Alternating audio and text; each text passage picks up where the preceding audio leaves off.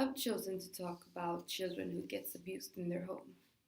I've taken my inspiration from the book Weak Against You, written by Frederick Backman, where it's told about a little girl named Alicia who is beaten by her abusive parents. Why I chose this particular topic is because I think it's important that children feel secure in their home and that they are able to be kids as long as possible, but also to pay attention to it since there aren't many of the events that are reported. Violence against children is more common than you think and exists in all social groups, rich as poor, Swedish as a foreign background. The reason why it happened is maybe because the parents is suffering from stress, exhaustion, or other mental illness. It can also be financial flaws or abuse of power. However, there is no excuse, and there never will be an excuse for abusing a child. Um, there are many ways that a child can get abused at home. On the one hand, they can be subjected to physical violence, which means that you are beaten, kicked, or pushed at, etc. But also mental violence that involves violations, threats, depressions, etc.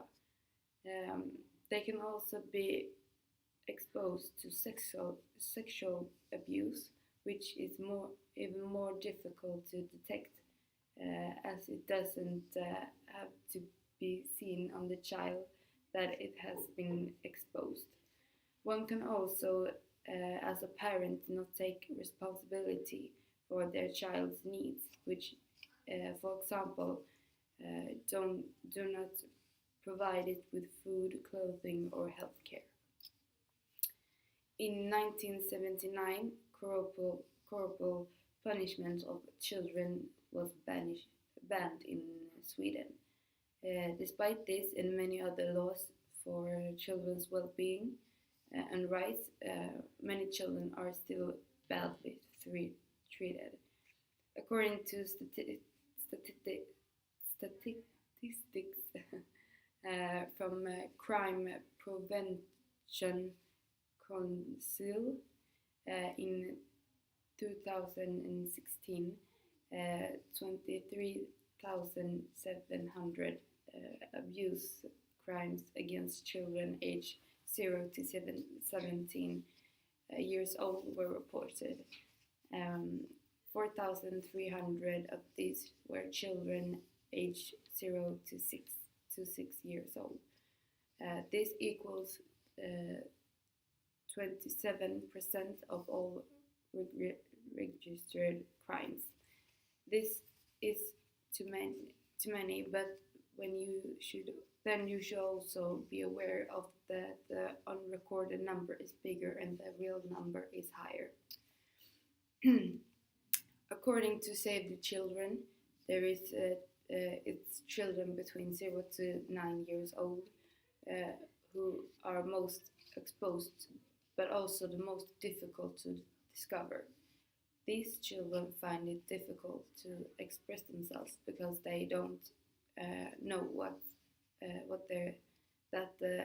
they are exposed to is a crime. Many of them do not dare to tell anyone because they are afraid of the consequences. Regardless of what kind of violence a child is subjected to, serious consequences follows.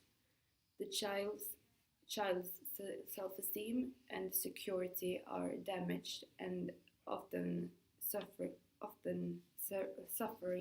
from trust issues. Physical problems such as stomach pain and insomnia that can lead to impaired concentration, Violence can also cause a child to injure itself or others, and abuse of alcohol and drugs as older. In order for us to be able to influence the situation, we must pay more attention to the signs that the child doesn't feel good. Usually, the child shows a behavior change in a negative way, such um, as it pulls away from the group, breaking things, provoke others, hurt themselves or others. One can also see physical it physically when the child can have bruises, be unusually dirty, is tired or hungry, suffering from stomach pain or headaches, or do not have the appropriate clothing for the weather. Especially in preschool, one should listen to the child and to look for these signs and report to the social services if one suspects violence in the home.